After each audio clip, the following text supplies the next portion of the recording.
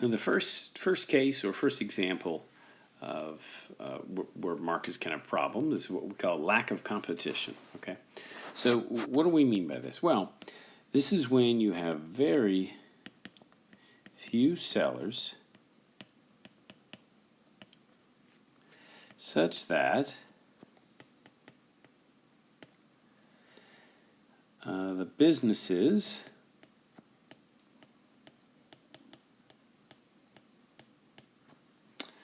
do not have a strong incentive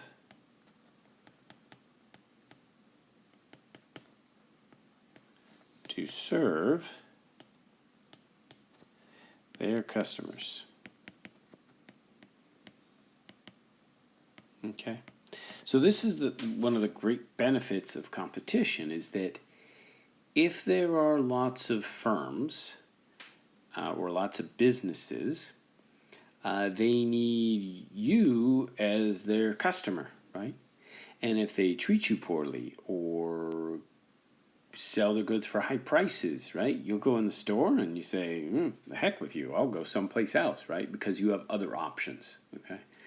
And so what that does is that encourages stores to try to keep their prices low, to treat you well, to have good customer service. It also encourages them to innovate and find new and better ways of doing things, because if they do, then they'll serve you better, right? You'll go to their store, okay? So competition generally is beneficial and helpful for us as consumers, okay?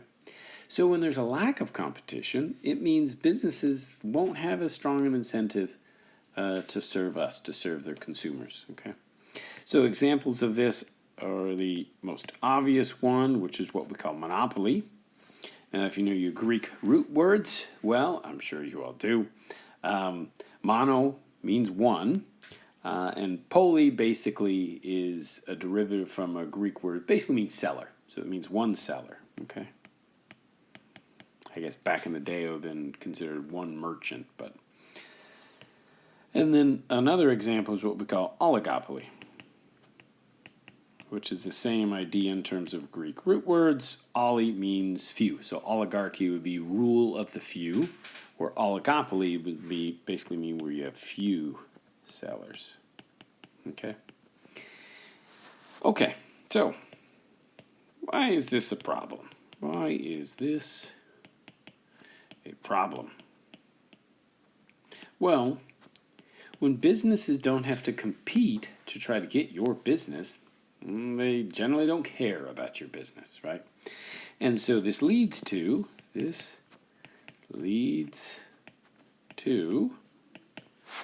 well, higher prices, right? Because if you don't have other options of places to go, then you're kind of stuck with that particular provider, right? So it generally leads to higher prices, poor quality, okay?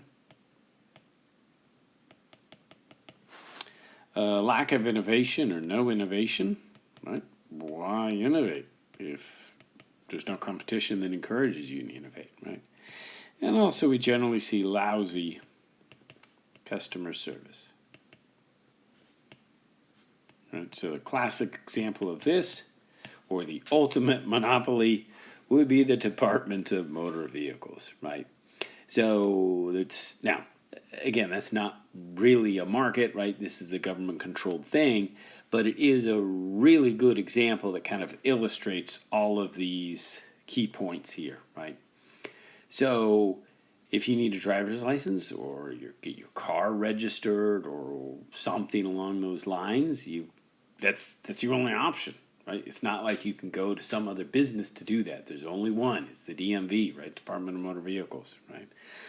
And what do we see when we go there? Well, we generally see long lines, rude employees, poor quality, no innovation, right? You go in there and you feel like you're like Soviet Russia, like these are block buildings that are depressing inside there, right?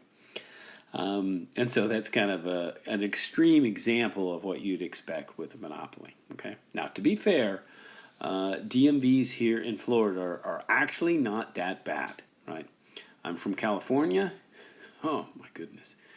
It's awful. Those of you that are maybe from New York or Massachusetts or Illinois, you know what I'm talking about, right? A lot of times people have to take a whole day off work just to go to the DMV to register a car or to get a new driver's license. It is a disaster. So at least here in Florida, right, you only waste a little bit of time going to the DMV. So it's not as bad as it is in other states. But it's kind of a good example of illustrating what happens when there's a lack of competition.